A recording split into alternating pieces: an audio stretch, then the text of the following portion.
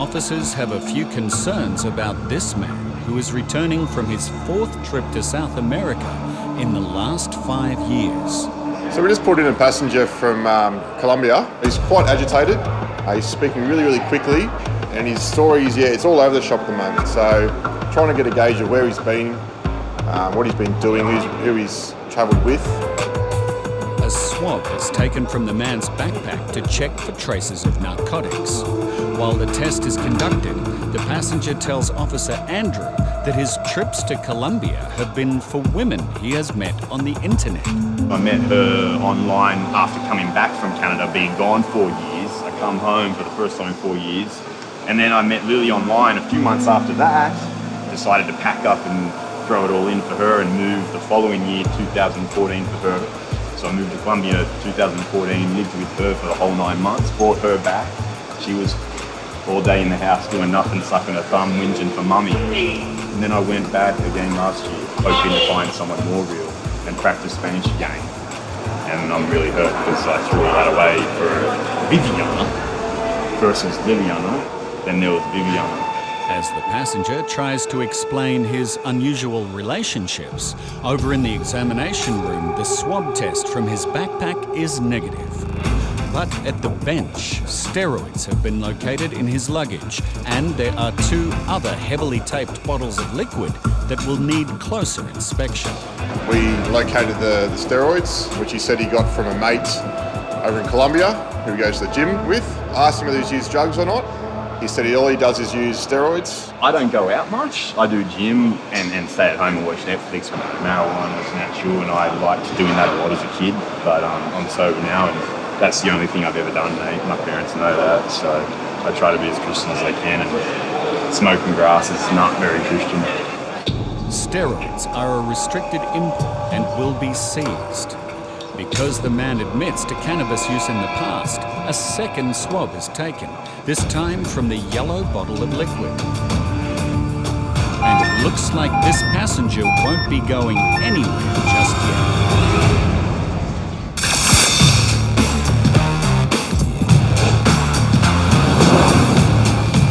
This family have reunited in Sydney after arriving on separate flights from Cambodia and the USA.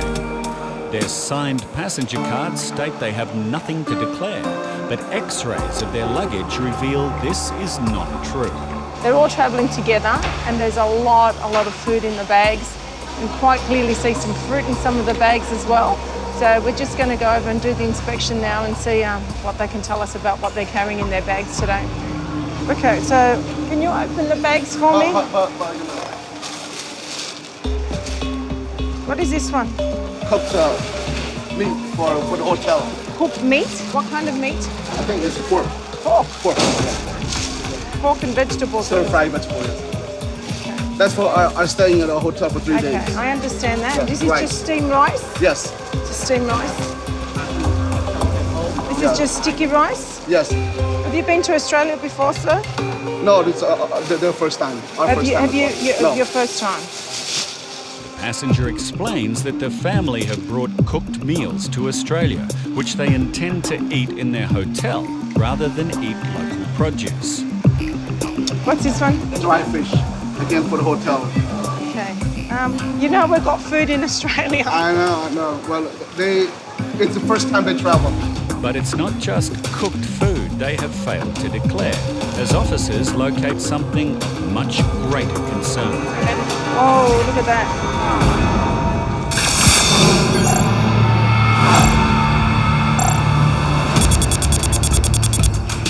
It's 5:30 a.m. and the Australian Border Force compliance team has travelled 4 hours north of Adelaide to carry out an operation at a nearby residence. You're at the rear of the property, Shane, you're on the side. We're about to execute a warrant in Whyalla, so this is a region of South Australia. This morning we're looking at persons of interest that we believe to be working in the restaurant industry. We'll try and get in as quickly as we can, guys. We shouldn't be up and about moving at the moment. A large team of officers walked a short distance to the property, making every effort not to alert the persons of interest to their presence. These operations, we never know what we're going to get. There's always the potential that they could try and hide or try and abscond if they get the opportunity. As they reach the residence, some of the team head to the rear of the property to make sure no one attempts to escape out the back. There are lights on inside, and with all the exits covered, officers make their move. Australian Border Force, immigration, open the door, please. Lights are on, but it seems no one wants to be home.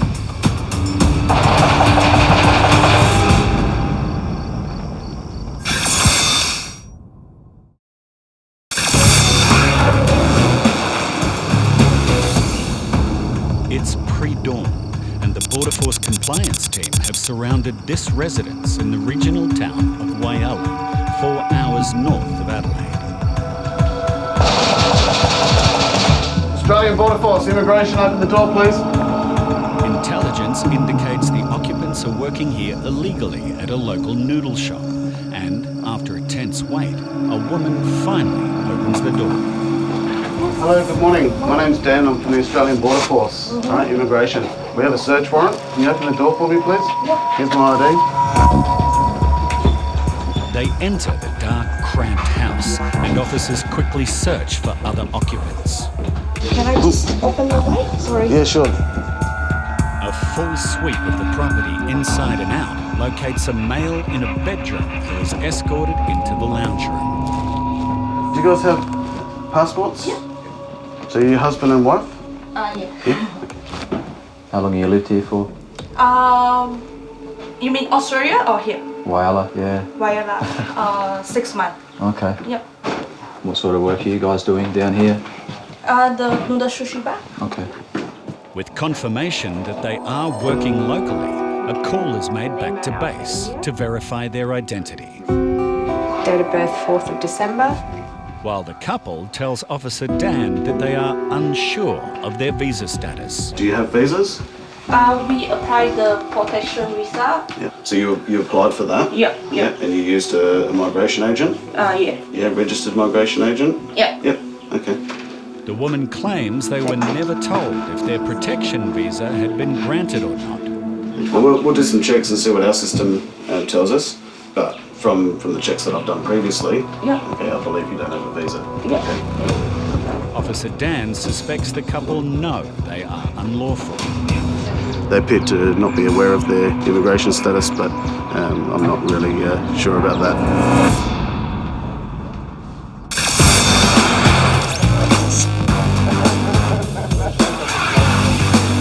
At Sydney Airport, undeclared food has been found in this family's luggage, and officers have now located something of far greater concern. Whoa, look at that. What is that, some sort of a tea? It's for herbal medicine. Herbal medicine. And so, herbal medicine or traditional medicine, question 7, wasn't declared.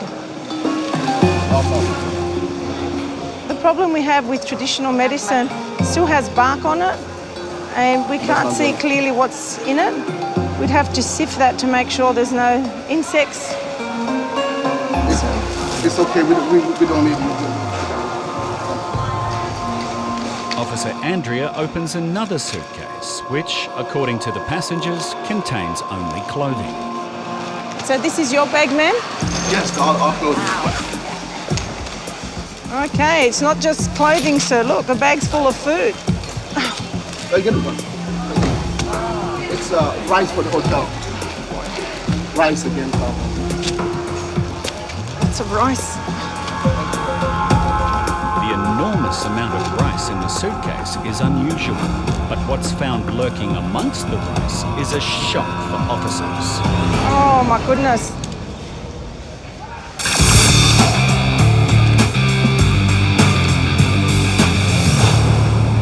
This passenger, returning from Colombia, has admitted to using steroids and cannabis. Following a swab test, Border Force officers have concerns that this bottle of yellow liquid he is carrying may contain narcotics. I have seen that before here, in that element, in shampoo bottles. So that my concerns are that there's cocaine in that bottle. When questioned, the passenger insists it's shampoo that he uses for a skin condition. Well, I can tell the story backwards, where I got it from, what I've done with it, where it was, what bag it was in and out of. No one touched that bottle of stuff. I come home from the pharmacy with it, put it all over my legs, bum and stomach, wherever I have the spots. When we first told him it came back positive for cocaine, he was quite surprised, quite nervous, and he hasn't stopped talking. He just keeps talking and talking. The first time I ever had these spots, I was like a teenager, and my mum took me into the medical centre. He said, "Don't freak out. What soap do you use? Are you sweating a lot? Are you wearing a shirt while at work?" "Yeah, got it." So my skin not breathing really well, I suppose, and you react. Everything comes out of your skin. It's what acne and everything is. It's got to come out somewhere, and your skin's your biggest organ. So I don't know if it's just a distraction technique from him, but he's still very nervous and fidgety and agitated. But have you been in this situation before? Where it's come back and you're, talking to someone who's, willing to, with their last dying breath tell you you're crazy. I've never even done coke, let alone got traces of it on me. So what happened in your experience before? Like the machine was wrong and this guy come and tested it and proved that? Or? So like I said, that first test we did, it's a trace test. It's insane. At least I can smile about it, but oh my God, it's just tripping me out. Never done anything but smoke joints in my whole life. Passengers' behaviour is doing little to allay officers' suspicions as the bottle is taken to an examination room. We're going to do some further testing now, and just to see exactly what's in the bottle. Am I going to go to jail for this? This is ridiculous. And what am I going to, need a lawyer to prove that I've never come into contact? It's insane. I don't know what to think right now. It's just crazy.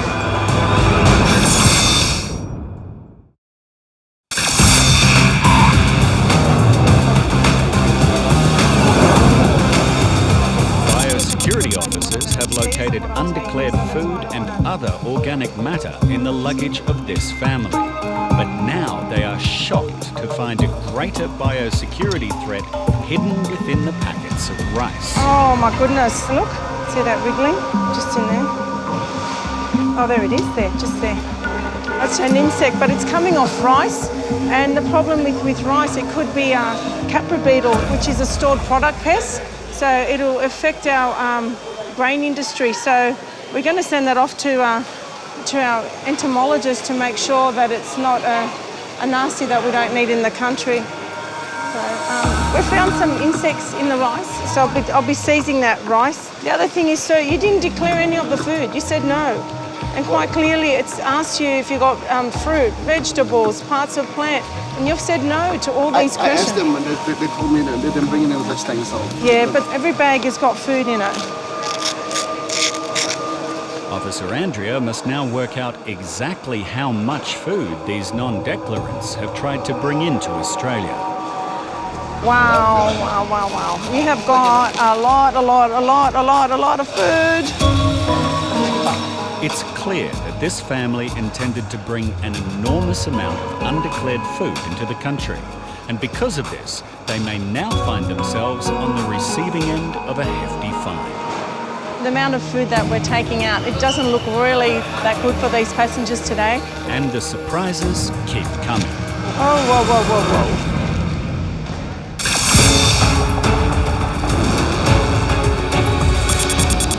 In the South Australian town of Whyalla, the Border Force compliance team have successfully located a husband and wife from Malaysia who they believe have been living and working here illegally for over 12 months.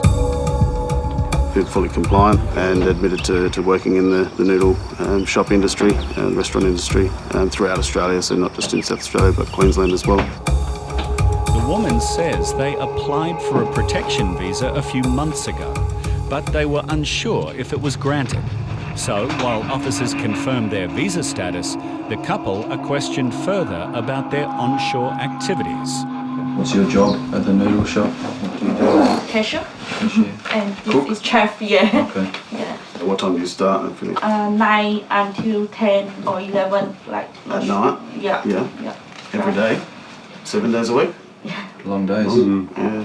Well, how much do you get paid per hour? $15 per hour. $15 per hour. They are working long days and earning good money, but their luck may have just run out. Yeah. So May and Yong, we've done some checks on our systems, Yep. okay, and it shows that your protection visas that you applied for Yep. were refused Yep. quite some time ago. So not 3 months ago. So if you spoke to your migration agent 3 months ago and he didn't tell you, then Yeah, he there's some didn't tell problem, okay? Because your visa was refused a long time ago. After verifying this husband and wife do not hold current visas and were in breach of their previous visa conditions, a formal interview will now be conducted. But it's likely that the couple will be placed in immigration detention. They're working 7 days a week, more than 12 hours a day, at $15 an hour. That's a lot of money when you're not paying tax. It's a serious breach of the Migration Act, but the woman is hoping officers will allow them to remain in Australia. We need to earn some money for our family. Yeah, no choice. Need some money.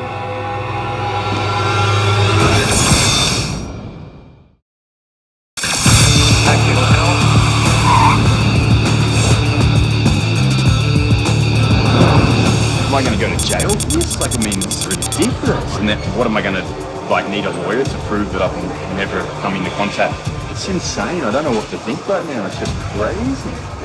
This nervous passenger is carrying a bottle of liquid that returned a positive result for traces of cocaine. But he insists he has never even tried it. When he said it came back with a trace of coke, I was like, coke? No, cocaine. What the? What a joke. Something that you buy from the pharmacy and bring home. How on earth did that get cocaine trace on it? Wow. Border Force officers have completed secondary testing on the contents of the bottle, and the passenger is informed. Story is, we did 2 tests on the shampoo bottle. It's come back negative, mate. So that actually tests the... Tested twice, so 3 total. Yeah. Like I said, that secondary technology tests the actual stuff inside. Yeah.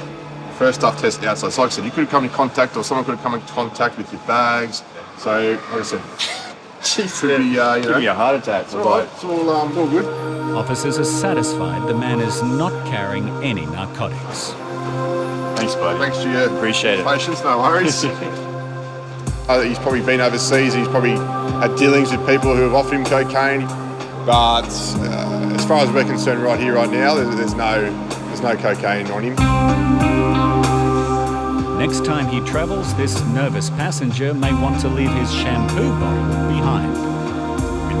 Spend your whole life wondering how on earth it had a trace of cocaine, but that's not important. What's important is that I'm going home and not to jail.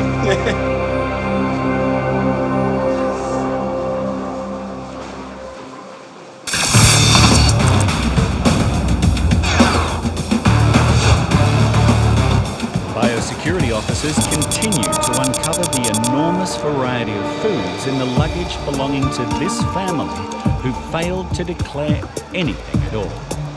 Oh, whoa, whoa, whoa, whoa. That is fresh as fresh. That is definitely a no-no. There are condiments, Black pepper, and palm sugar. Okay. as well as seeds, What are these for, sir?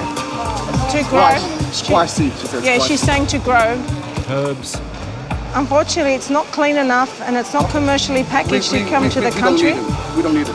and unidentified meat products. Dry fish. Just with fish, we've got to make sure that there's no maggots or infestation through it. As with all organic material, the major concern is that it has the potential to carry pests and diseases which threaten Australia's biosecurity. See that? That looks like it's diseased, okay? So we'll be You can free taking the that as particles. well. Wow, it's a lot of food. It's like a supermarket. Having failed to declare their commercial quantity of food, the passengers must now pay a penalty. There is a $360 fine today, okay? It's your regulations, Yeah, and we okay, totally you've got understand. too We're much not protesting. food. Yes. No, that's fine, and It's I just appreciate. my fault for not them. Yeah, that's okay. I appreciate your understanding, sir. The passenger pays the fine, and the many kilos of food are confiscated. The family is now free to enter the country, with the understanding that Australia has strict biosecurity rules, and it is essential to declare any food and organic material on their next visit. In Whyalla, South Australia, officers have confirmed that this Malaysian couple are working at a local noodle shop and are each earning more than $1,200 a week, cash in hand, despite having no work rights in Australia. So we've done a check of the systems. It appears that you don't hold a visa, as we've already discussed with you. For that reason, we're detaining you now under Section 189 of the Migration Act. Do you understand now that you hold no visa? Yeah. Yes. Okay. The woman admits that the only reason they came here was to work. I come to Australia because I need to earn more money. Yeah, because Malaysia is very hard to get job. So it's very sad if need to go back Malaysia because it's better life here. Yeah. The couple have been compliant and very forthcoming with information, but it will have no bearing on their future in Australia.